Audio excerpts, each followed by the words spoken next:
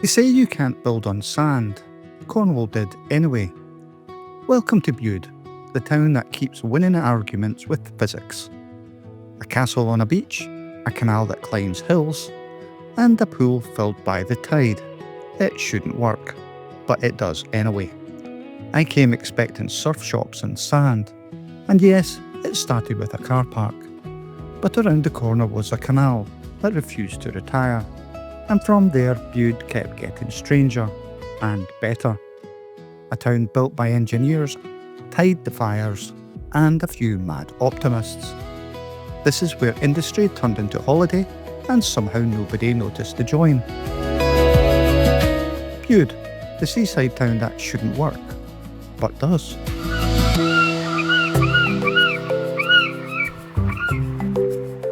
Bude's canal looks like a postcard someone accidentally built full size. But it wasn't made for leisure. It was a machine, a working edge between canal and Atlantic. I arrived expecting surf shops and sand, instead amphibious traffic. 2 centuries ago, this water hauled sand uphill to feed the farms inland. Not a joke, a supply chain. Where dockers once stacked cargo, you buy a flat white. Progress with better foam. Back then, Cornwall refused to flatten itself for anyone, so the engineers cheated. They built inclines, hills you could climb by water. Boats with wheels rolled out of the canal and up rails like obedient goats, powered mostly by water and nerve.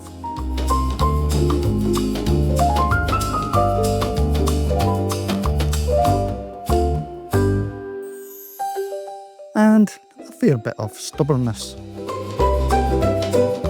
This whole system moved lime-rich sand inland to sweeten the soil. The wildest section at Hobicot used a 15-ton bucket as the counterweight. Gravity in, boats up, everyone happy.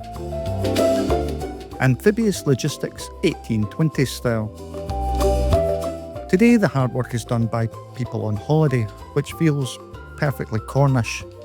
The canal still knows the ocean personally. And just beyond the water, a bell and tower are waiting. As the canal fades behind, the spire of St Michael's appears, halfway between faith and weather report. It's been standing here since 1830, quietly refusing to erode. And in a place where the sea takes everything else, permanence feels daring. Inside, it's an unshowy as Cornish faith gets: carved stone, salt air, and no heating budget. The windows tell the usual stories, none involving ducks or pedalos. Yet somehow, this fits the Bude theme, making the improbable work. Up on the headland, another faith, in engineering this time, faces the Atlantic. It's called the Storm Tower because Mel Bree's hut never caught on. Built as a lookout in 1835, it's already been moved once because the cliff refused to stay put. In 2002, locals buried a time capsule here, proof Bude plans to outlast its own foundations. From up here you can see the pattern: castle, canal, church, and sea pool, each one a small act of defiance. It must have been comforting to know the weather was always right outside the window. From faith and storm, watching to sand and science, it's all within a mile.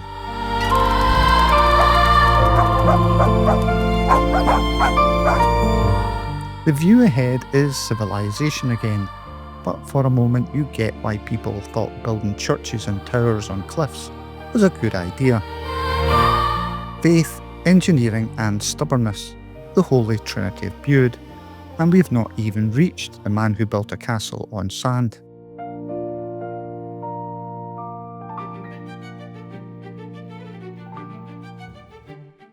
Bude's castle looks like something left behind by a confused duke on holiday. but it was built by a doctor and inventor called Sir Goldsworthy Gurney, who decided he'd prove a point to the sand. He laid the castle on a concrete raft, decades before engineers thought that was sensible. It worked so well that the castle's still here and the beach hasn't filed a complaint. Inside, Gurney built a house of ideas, including a lamp so bright it made London blush. The lamp was the Bude light, patented in 1839, which fed oxygen into an oil flame until it glowed like the sun having a tantrum. He lit this very castle with it, bouncing the beam through mirrors and lenses long before the Victorians invented elfin safety.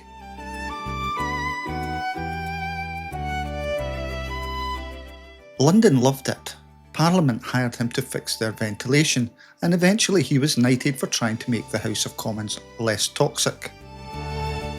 Which means this is possibly the only bandstand in Britain backed by the spirit of good ventilation. He failed commercially, of course. All great British inventors do. But he left behind a castle on sand that refuses to sink. If Cornwall had a motto, it'd be, "We'll build it anyway." Steam carriage, Bude light, castle on sand. The man was a one-person engineering department with a grudge against gravity. Maybe that's why Bude feels so different. It was founded by a man who wouldn't take sensible for an answer. It's engineering as attitude. Every inch of modern Bude seems to have borrowed that idea, from the sea pool to the breakwater to its sense of humour. Even the lamp's descendant still glows here today, fibre optic stars in a tower of steel called Bude Light 2000. So, next time someone says you can't build a castle on sand, send them to Cornwall.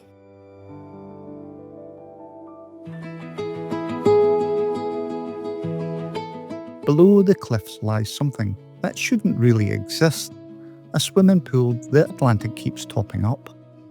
Built in 1930, it's half man-made, half borrowed from the sea, and entirely free. Locals still swim here every day of the year, Hazel included if I let her. I was told the water's refreshing. That's Cornish for hypothermic. Still, there's something defiant about it, a pool that refuses to close no matter how hard the Atlantic tries. It was built with pickaxes and wheelbarrows on a budget that wouldn't buy a hot tub today. For 90 plus years it's been filled twice a day by the tide, 4 million litres of Atlantic on the house.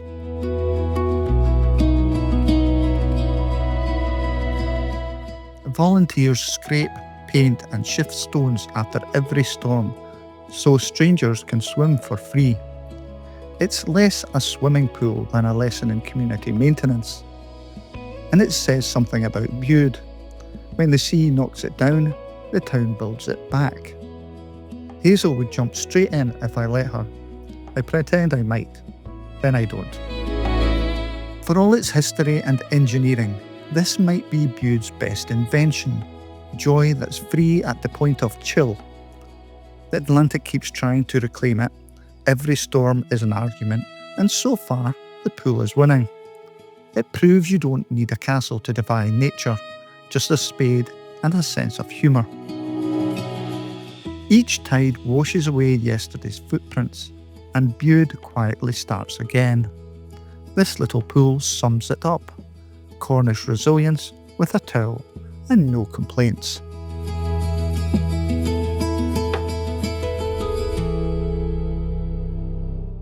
Cornwall doesn't just do history, it does geological drama. Here the land itself looks mid-tantrum. These stripes aren't painted, they're sedimentary layers that got folded sideways 300 million years ago. It happened during the Variscan orogeny, a collision of continents so violent it turned horizontal rocks upright. Imagine building a cathedral out of sandwiches, then folding it in half. That's Bude's cliffs. They record oceans older than dinosaurs, the Carboniferous period when Britain was near the equator. And from that time comes a tiny fish fossil, Cornuboniscus budensis, a very mouthful in every sense.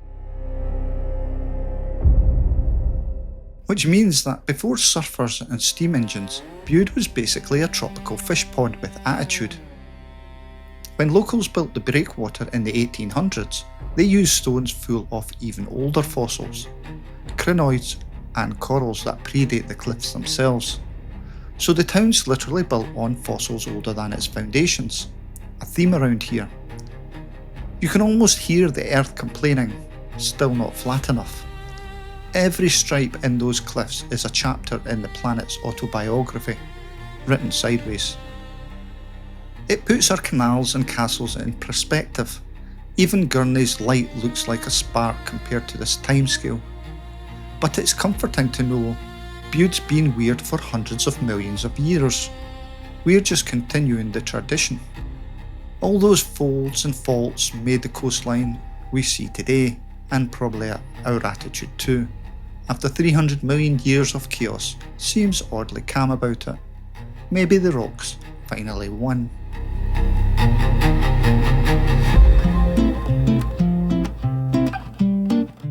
Back at sea level, Bude's industry now runs on caffeine and good views. The old lockyard is now flat whites and crab sandwiches, efficient reuse of space. It's hard to believe the same spot once echoed with chains and tugboats. Down the street, the old forge hammers out espresso machines and art prints instead of horseshoes. Which feels about right. Cornish work ethic, but with just better packaging. Even the Methodists seem relaxed now. Maybe it's the sea air. Between the canal and the main street sits a triangle of contentment. Bandstand, ice cream, zero hurry. Never became a theme park. It just became comfortable being Bude. A mock castle hotel called Adventure Bude because if you can't beat history, join it with room service. And yes, Hazel's still leading the expedition towards the flag. From up here you see the whole story. Industry, invention and ice cream. The modern crowds gather for food festivals rather than cargo runs. But it's still a celebration of local graft.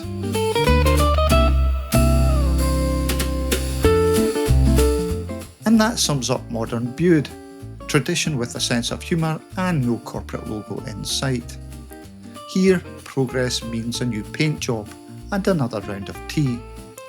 The same river that once hauled sand now hauls kayaks and tourists, which is arguably lighter work.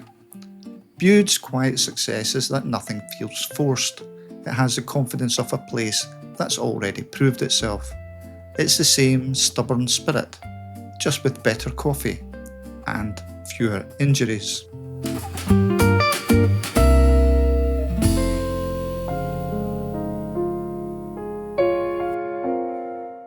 When I first parked the car, I thought Bude would be a sleepy surf town. Sand, surfboards, and slightly peeling paint. And to be fair, it did start with a car park. But then came the canal, scenic, absurdly calm, like a mini Holland that forgot to brag about it. Then the cliffs, twisted by time and possibly divine irritation. A castle built on sand by a man who didn't believe in giving up. A sea pool maintained by volunteers who've outlasted storms. And a town that's quietly decided it could be lovely without trying too hard. Bude isn't flashy. It's comfortable with its eccentricities. Everything here seems to be working on polite stubbornness. From up here it all makes sense. A town that turned engineering into art and art back into daily life. It's not hard to fall for a place that does so much with so little fuss.